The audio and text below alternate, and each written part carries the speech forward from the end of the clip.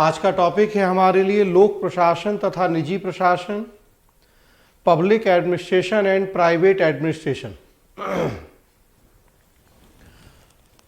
हम बात करेंगे कि लोक प्रशासन और निजी प्रशासन के बीच में क्या क्या समानताएं होती हैं,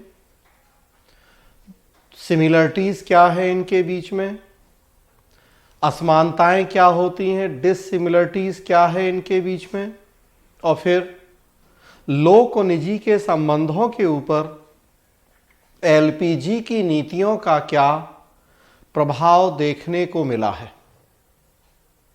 वर्तमान समय मतलब एलपीजी की नीतियों के दौर में लोक और निजी प्रशासन, पब्लिक एंड प्राइवेट एडमिनिस्ट्रेशन के बीच की जो असमानताएं थी वो घट रही हैं और इनके बीच की समानताओं, सिमिलरिटीज में वृद्धि हो रही है। तो क्यों ऐसा हो रहा है, कैसे ऐसा हो रहा है, हम उसकी बात करेंगे।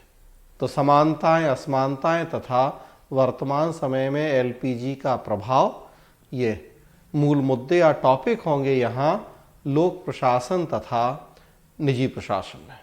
देखें यहाँ स्क्रीन पे हमने लोक प्रशासन के अर्थ की बात की है। वही स्लाइड यहाँ स्क्रीन पे आपके सामने है। एक बार इसको थोड़ा सा रिवाइज करें क्योंकि यहीं से जुड़ा हुआ मुद्दा है। लोक प्रशासन में दो शब्द, एक लोक और दूसरा प्रशासन, पब्लिक एंड एडमिनिस्ट्रेशन। एडमिनिस्ट्रेशन शब्द के दो अर्थ हमने किए हैं। एडमिनिस्ट्रेशन शब्द का एक अर्थ जो शब्दार्थ है वो हम देखते हैं कि लैटिन भाषा के दो शब्द एड और मिनिस्ट्रेर, उनसे मिलके बना एडमिनिस्ट्रेशन और उनसे प्रशासन।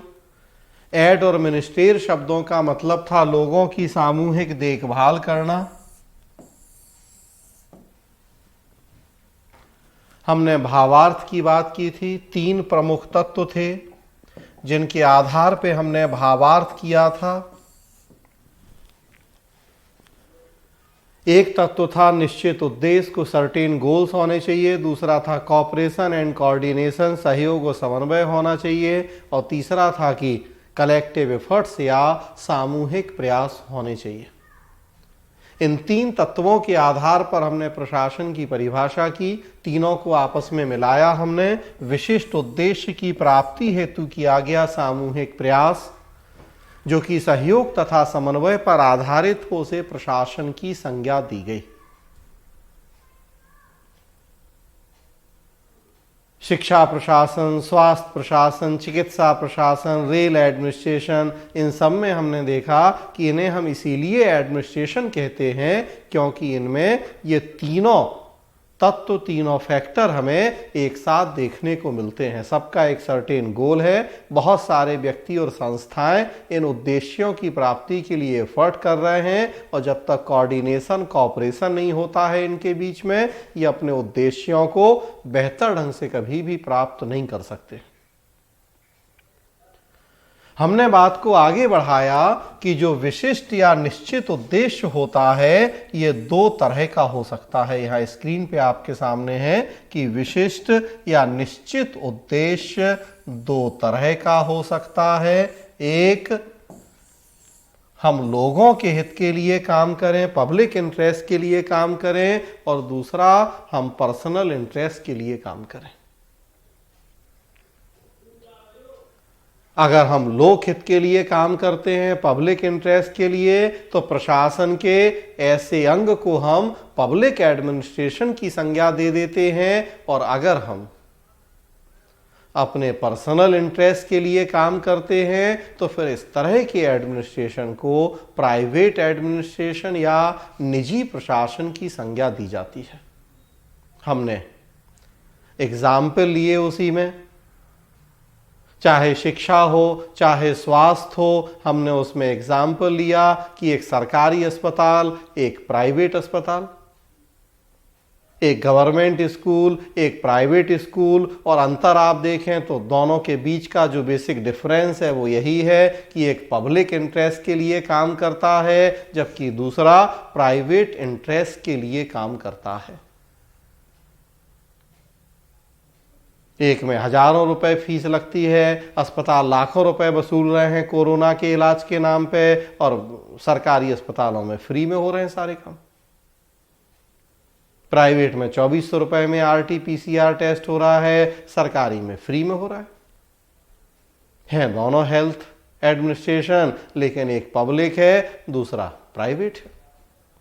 तो कहने का मतलब कि प्रशासन के 3 तत्व होते हैं। अगर उद्देश्य बदल जाते हैं तो फिर प्रशासन को हम 2 अलग अलग अंगों में विभक्त करते हैं, एक को पब्लिक एडमिनिस्ट्रेशन जबकि दूसरे को प्राइवेट एडमिनिस्ट्रेशन की संज्ञा दी जाती है। लोक प्रशासन और निजी प्रशासन कहते हैं। तो हमें इन्हीं दोनों के बीच के संबंधों की बात करनी है, इनमें क्या समानताएं हैं, क्या असमानताएं हैं, और फिर LPG की नीतियों का इनके संबंधों के ऊपर क्या प्रभाव पड़ा है।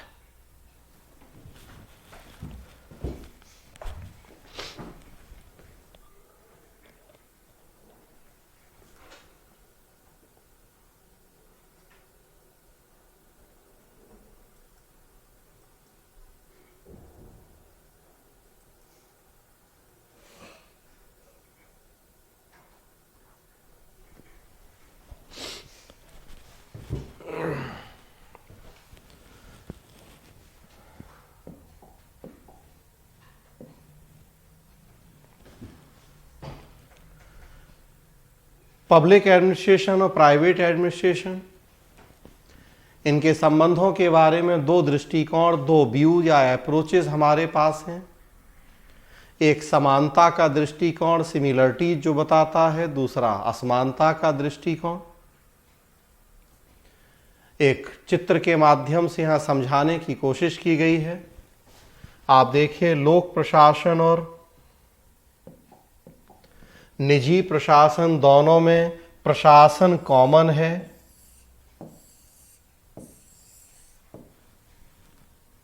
हाँ, एक के आगे पब्लिक वर्ड लगा हुआ है, दूसरे के आगे प्राइवेट वर्ड लगा हुआ है। स्वाभाविक सी बात है, प्रशासन दोनों में कॉमन है तो ये इन दोनों के बीच की समानताएं बताएगा हमें। दोनों प्रशासन हैं, सबसे बड़ी समानता तो यही हो जाएगी। प्रशासन के और जो लक्षण हैं वो दोनों में कॉमन होंगे तो समानता का दृष्टिकोण होगा यहां।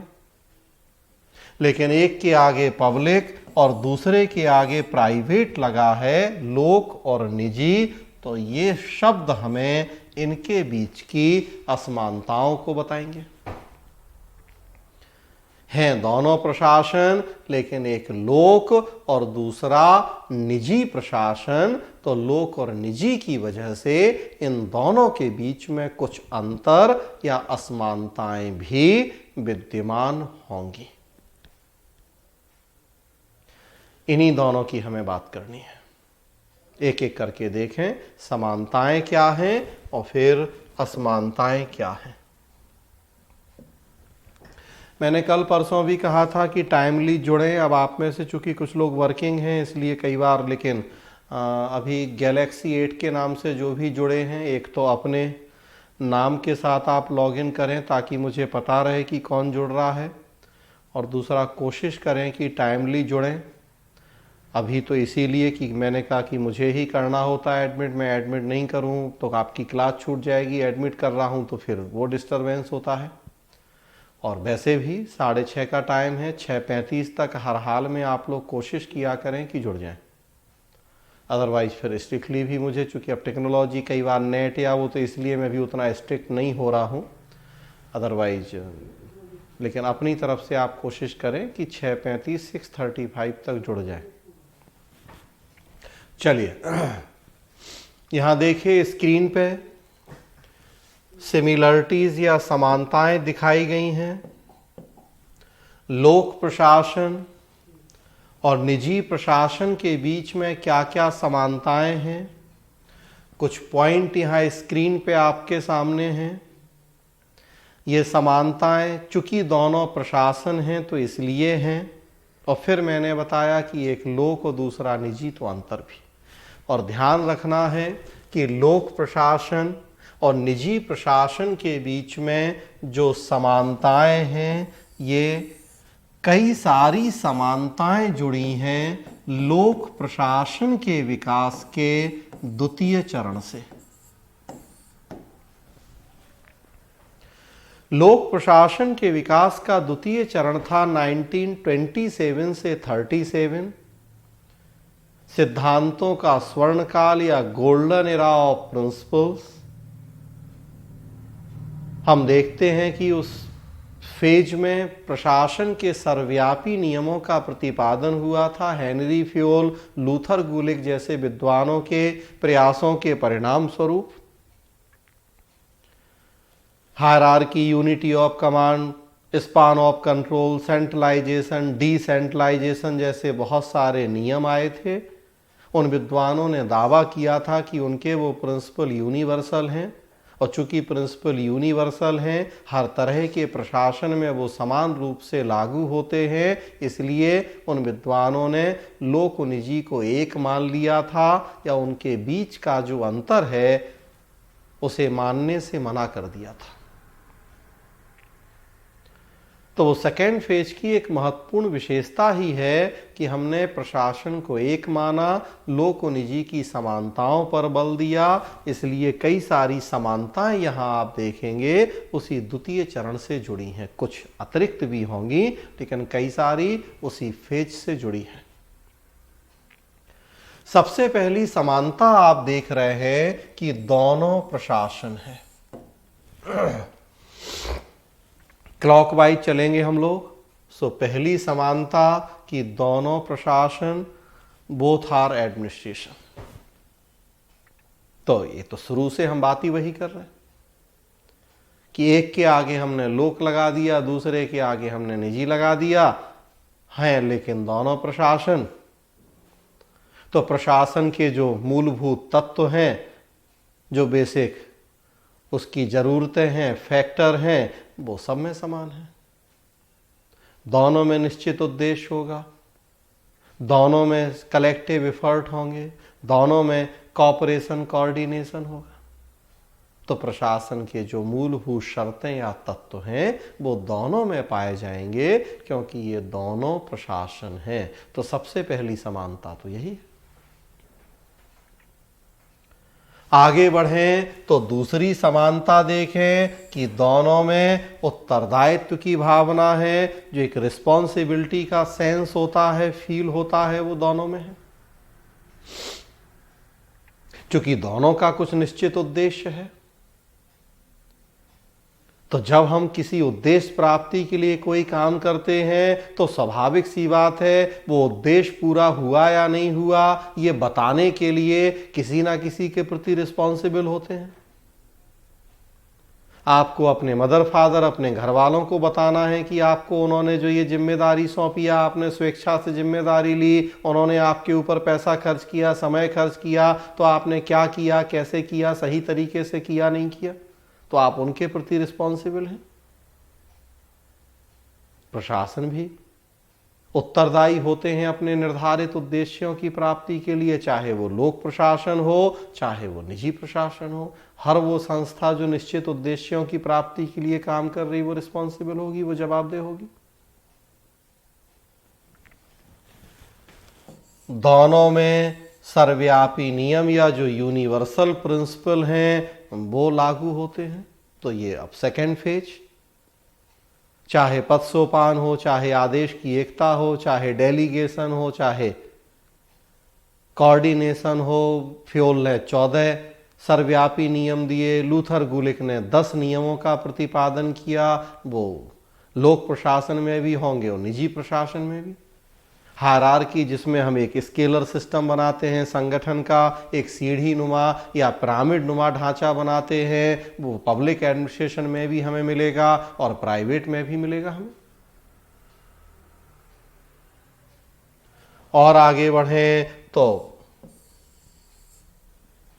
एक पॉइंट और इसमें आप सर्वव्यापी नियम में ही ऐड कर लें, ओस्कॉर्ब और पॉककॉक जैसे सिद्धांत अलग से बनाएं या उसी सर्वव्यापी में ही ऐड करें कि पोस्कॉर्ब और पॉकॉक जैसे जो सिद्धांत हैं वो भी चाहे पब्लिक एडमिनिस्ट्रेशन हो और चाहे प्राइवेट एडमिनिस्ट्रेशन हो समान रूप से इनमें पाए जाते हैं। लूथर गुलिक ने पोस्कॉर्ब दृष्टिकोण दिया, हेनरी फ्योल ने पॉकॉक दृष्टिकोण। आप लोग जानते हैं इनके बारे में। और ये आप देखिए, पोस्कॉर्ब में जो 7 कार्य शामिल हैं, पॉकॉक में जो 5 कार्य शामिल हैं, वो लोक प्रशासन में भी अनिवार्य रूप से होते हैं और निजी में भी। प्लानिंग की जरूरत दोनों को है। हम क्या करेंगे, कैसे करेंगे, अगर हमारे पास एक स्ट्रेटजी नहीं है, एक विजन नहीं है, हम अपने उद्देश्यों को बेहतर तरीके से प्राप्त नहीं कर पाएंगे। उसी तरीके से चाहे बस्टिंग हो, चाहे रिपोर्टिंग हो, चाहे कोऑर्डिनेटिंग हो, हमें दोनों तरह के प्रशासनों में जरूरत है। आगे बढ़िए, अगला पॉइंट है कॉमन ट्रेनिंग प्रोग्राम, समान प्रशिक्षण कार्यक्रम। हमारे देश में हैदराबाद में एक कॉलेज हमने बनाया है, प्रशासनिक स्टाफ कॉलेज उसका नाम है, एडमिनिस्ट्रेटिव स्टाफ कॉलेज। 1957 में हमने उसको एस्टेब्लिश किया। इस कॉलेज की विशेषता है, इसमें कुछ ऐसे ट्रेनिंग प्रोग्राम कंडक्ट किए जाते हैं जो पब्लिक और प्राइवेट दोनों क्षेत्रों के प्रशासकों के लिए कॉमन ट्रेनिंग प्रोग्राम होते हैं। प्राइवेट कंपनीज के भी लोग जाके उन प्रोग्राम्स में पार्टिसिपेट करते हैं और पब्लिक एडमिनिस्ट्रेशन के लोग भी जाके पार्ट लेते हैं। ब्रिटेन में इस तरह का कॉलेज था, हैनले कॉलेज। उसी को कॉपी करते हुए हमने अपने देश में भी आफ्टर इंडिपेंडेंस इस तरह का कॉलेज बनाया।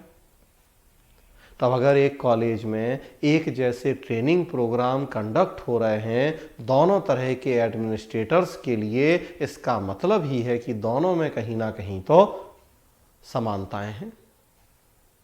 और आगे बढ़ें, अधिकारियों का हस्तांतरण पब्लिक से प्राइवेट में, प्राइवेट से पब्लिक में ट्रांसफर होता है। जो भी ऑफिशियल्स हैं, वर्कर्स हैं, उनका बहुत सारे आईएएस अधिकारी नौकरी छोड़ के प्राइवेट कंपनीज को ज्वाइन कर लेते हैं। आजकल एमएनसीज का जमाना है, या रिटायरमेंट के बाद ज्वाइन कर लेते हैं। आजकल लैटरल एंट्री का जमाना है, प्राइवेट सेक्टर के योग्य व्यक्तियों को हम पब्लिक एडमिनिस्ट्रेशन में ले रहे हैं। नंदन नीलेकणी जैसे लोग आप देखिए, सरकारी क्षेत्र में रह के काम करके गए, यूआईडीएआई का चेयरमैन बना दिया उनको। और कितने सारे हमने अभी लैटरल एंट्री से लोगों को लिया है गवर्नमेंट सेक्टर में, जॉइंट सेक्रेटरी और उसके समकक्ष पदों पे बिठाया है। तब आप सोच के देखिएगा, एक ही व्यक्ति पब्लिक एडमिनिस्ट्रेशन में भी अपनी सर्विस प्रोवाइड कर रहा है, प्राइवेट में भी सर्विस प्रोवाइड कर रहा है, या उल्टा है, तो इसका मतलब है कि समानताएं तभी तो कर पा रहा है। बहुत सारे यूनिवर्सिटीज, कॉलेजेस के टीचर्स प्राइवेट कोचिंग में भी पढ़ा रहे हैं, भले लीगली वो उसके लिए अथॉराइज नहीं है, इलीगली करते हैं, लेकिन कर तो रहे। तो अब अगर वो यूनिवर्सिटी कॉलेज के लेक्चरर प्रोफेसर हैं, मतलब पब्लिक एडमिनिस्ट्रेशन, और अपना प्राइवेट घर पे पढ़ा रहे किसी के कोचिंग में, तो वो प्राइवेट एडमिनिस्ट्रेशन। एक ही साथ देखिए, पैरेलल दोनों जगह व्यक्ति काम कर रहा है। तो मतलब है कि दोनों में कहीं ना कहीं समानता है, तभी ऐसा संभव है।